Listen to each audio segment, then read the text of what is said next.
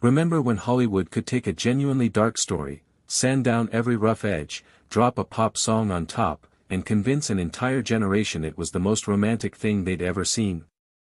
That's exactly what happened with Pretty Woman. And the behind-the-scenes story is somehow wilder than the movie itself. Because here's the thing most people don't know. The version you love almost didn't exist. The version that nearly got made would have cleared the room. So let's get into the weird facts that changed everything. Start with Rodeo Drive, because that revenge shopping scene hits even harder once you know the backstory. When the production tried to actually film on the real Rodeo Drive, some of those high-end boutiques wanted nothing to do with a movie about a sex worker. Didn't matter that Disney was softening it into a fantasy. Meetings went cold. Permissions disappeared. So the crew found stores willing to cooperate and built the scene around an attitude that was already embedded in that street. They didn't have to invent that contempt. They just pointed a camera at it. Then the movie became a massive hit, and suddenly those same boutiques had a change of heart. Rodeo Drive quietly became a Pretty Woman tourist destination. People showed up to stand where she got snubbed and stroll where she strutted. Money, it turns out, doesn't hold grudges for long. Now the ending, because the one you know almost didn't exist. The limo, the roses, the fire escape climb, none of that was in the original cut. The movie just stopped. Edward paid Vivian, they said goodbye, and that was it. One version had Vivian and her friend heading off on a bus with the cash toward a future that was marginally less grim than where they started. Realistic? Yes. Satisfying? Test audiences had very strong opinions about that. The feedback was brutal. People had watched these two chip away at each other's walls for 2 hours, and the movie basically said good luck out there. So the studio called the cast back, built the fire escape, and shot a completely new ending.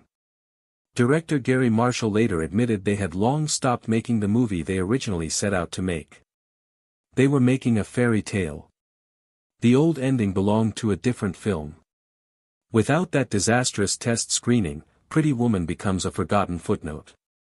With it, you get one of the most replayed endings of the entire decade. Julia Roberts is Vivian so completely that it's hard to imagine anyone else. But the role went through serious window shopping before landing on her. Several major names passed. One actress reportedly called the script outright demeaning and refused entirely. In the early darker version, Vivian wasn't the charismatic force we ended up with, she was written as someone being destroyed by the system. Heavy material requiring a completely different approach. Then the script kept changing. Comedy crept in. The ending got warmer. The whole thing drifted toward Cinderella in a hotel territory. Suddenly they didn't need someone to carry tragedy. They needed someone you'd follow anywhere, someone whose laugh alone could carry a scene. That's Roberts. Once she came aboard, the character reshaped itself around what she does naturally. Vivian became iconic because Roberts made her that way. Richard Gere looks born for this role. The suit fits too well.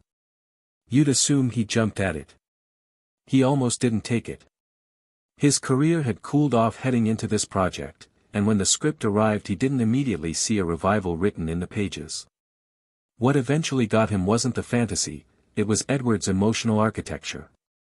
A man who has optimized himself into something barely human and doesn't even notice what that's cost him. That interior work gave Gere something real to do beyond standing around looking expensive. Marshall pushed him to find genuine life under all that armor. Roberts was already bringing electricity to every scene. Gere signed on. Pretty Woman hit huge, and suddenly he was back at the top of the romantic lead list. Not bad for a job he was mentally talking himself out of while the offer sat on the table. The red dress is the image from this movie, posters, DVD covers, Halloween costumes for 30 years running. It almost wasn't red. Early costume conversations explored softer colors, cooler tones. Options that would have blended Vivian into Edward's world rather than making her stand apart from it. But the film needed her to walk into that opera and make the entire room recalibrate. The deep saturated red did exactly that. And then there's the jewelry box moment. The scene as written was completely standard. Edward presents the necklace, Vivian reacts, romantic music, you've seen it 100 times. On set, Gere decided to snap the box shut on Robert's fingers as she leaned in. She yelped and completely fell apart laughing, not performance laughing, just actual uncontrollable reaction from someone who did not see that coming. Marshall watched playback and knew it was done. The planned version got scrapped. That ambush take became the one in every trailer for the next 3 decades. Hector Elizondo as the hotel manager could have been a one-note obstacle. The script had him starting closer to that, polite gatekeeper, doing his job, keeping rich guests comfortable. What he became was something the story actually needed. Marshall and Elizondo had been friends since 1979, when a bad basketball pass connected with Marshall's face. Marshall's response, terrible pass, great actor, I have a job for you. From that point on, Elizondo appeared in every single film Marshall directed, all 18 of them. For this one, Marshall knew exactly what Elizondo would bring. Calm, warm, quietly amused by everything, and genuinely on Vivian's side in a film full of people writing her off at first glance.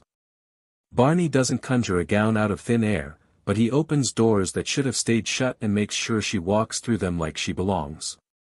Functionally her fairy godfather, minus the wand, plus impeccable telephone manners. Now here's the one that reframes everything.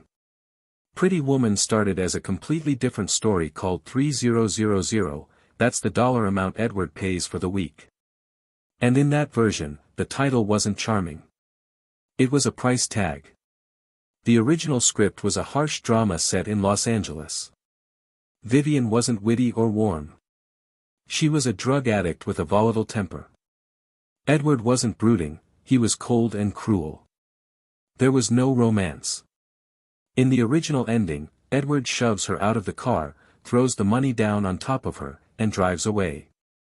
Tail lights. Pavement. The end. Some drafts went even darker than that. Then Disney's Touchstone Pictures picked it up and the directive came down, make it a fairy tale. The script went through 6 rewrites.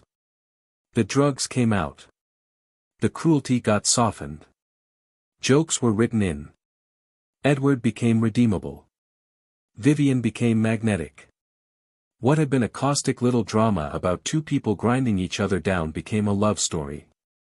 Julia Roberts later described the original material as genuinely dark, horrible, and depressing, 2 awful people doing awful things. When she heard Disney was involved, her first question was apparently whether they were going to animate it. Gary Marshall came aboard instead, built the version we know, and the rest is 35 years of Sunday afternoon rewatches and people quoting a shopping monologue at confused retail workers. 3,000 might have been more honest. Pretty Woman became something people actually wanted to live inside for 2 hours. And the ones that stick are always the fairy tales.